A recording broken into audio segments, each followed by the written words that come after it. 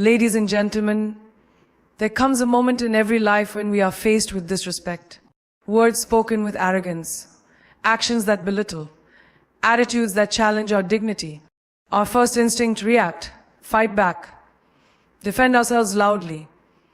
But today I want to speak to you about something even more powerful: staying quiet after disrespect. Now, staying quiet is not about weakness. It's not about giving up. It's about choosing strength over noise. It's about knowing your worth without needing to prove it. It's about keeping your peace, because not every battle deserves your energy. When someone disrespects you, they are showing you who they are, not who you are. And when you stay silent, you rise above their chaos. You take back control. Silence speaks volumes. It says, I won't lower myself to your level. I know who I am. Let the world say what it wants.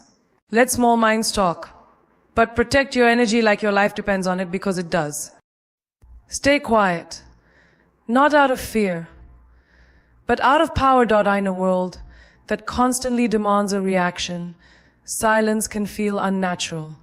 When someone disrespects you, calls you out, undermines you, or speaks to you in a condescending tone, your instincts may scream for you to speak up, defend yourself, retaliate, or make a point. Society often teaches us that being vocal is the only way to assert our power, and that silence is equivalent to surrender. But the truth is quite the opposite. Silence, when chosen deliberately, is one of the most powerful responses you can offer. It is not born from fear or submission. It is born from understanding. It is the decision to rise above the moment, to not allow someone else's behavior to dictate your own.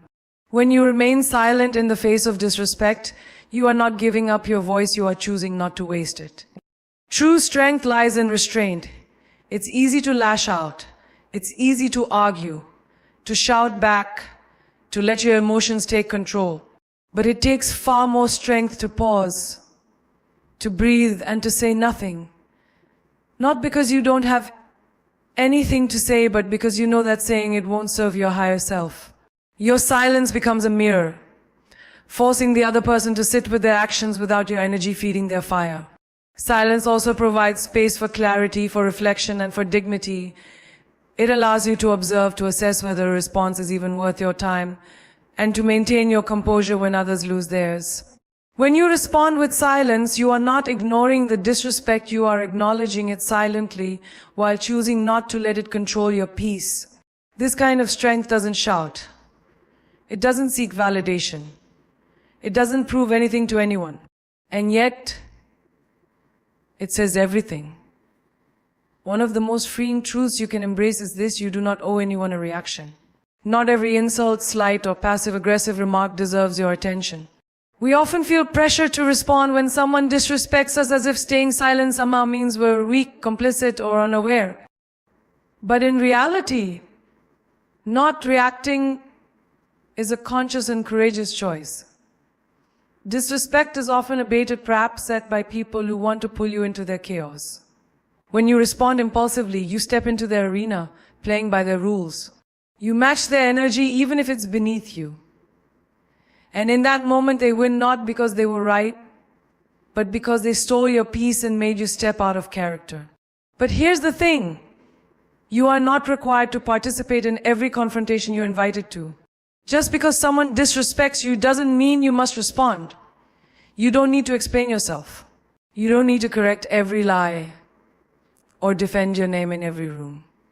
Your character, your truth, and your values do not depend on someone else's understanding or acceptance of them.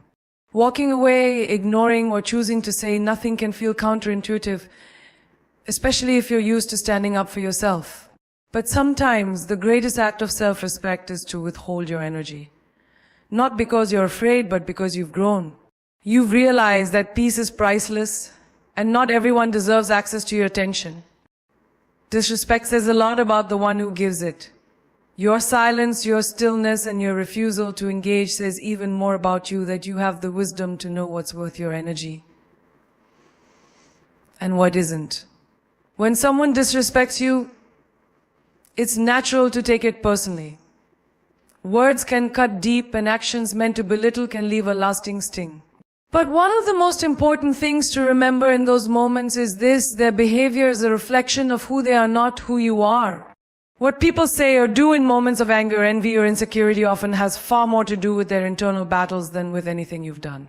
Disrespect usually stems from unresolved pain, ego, or lack of self-awareness. A confident, grounded, and emotionally healthy person doesn't feel the need to tear others down. They don't mock, belittle, or attack people they don't understand.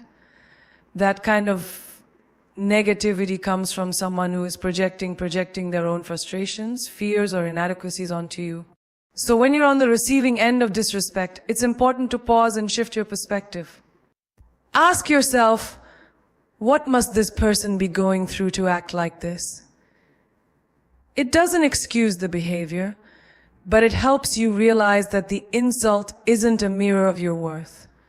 It's a window into their mindset. It's a silent admission of their own pain or bitterness. Think about it this way: if someone throws mud at you, it says more about the mud in their hands than the target they aim for. You don't become dirty by their attempt unless you engage with it. You don't become small because someone tried to make you feel that way. Their words are not definitions, they're projections. The moment you stop internalizing disrespect is the moment you take back your power. You realize you don't have to absorb someone else's negativity. You don't have to wear their opinion like it fits you. People may speak about you from their limited point of view, but you are not obligated to shrink just to fit inside their narrow frame. And when you truly know your value, their behavior doesn't rattle you, it reveals them. There is a quiet kind of wisdom in knowing when to say nothing. In a world where everyone is quick to clap back, to defend, to respond, choosing silence can feel unnatural. But silence, when rooted in self-awareness, is not avoidance, it's not weakness. It's protection, a barrier you place between your inner peace and the chaos that tries to disturb it. When someone disrespects you, especially intentionally, they are often seeking a reaction. They want to rattle you, to pull you into their emotional storm. And the moment you react impulsively, you give them what they were after: your attention, your energy, your peace. It becomes less about the initial act of disrespect and more about how it derailed your mindset. But when you stay quiet, when you pause and choose not to feed the noise, you're choosing to value your mental and emotional space over temporary satisfaction. You're saying, my peace matters more than proving a point. You're saying, I won't let someone else's dysfunction become mine. Peace is not something that just happens. It's something you protect. And sometimes that protection looks like silence. It looks like walking away from conversations that only exist to drain you. It looks like not replying to the message designed to provoke you. It looks like choosing stillness over defensiveness.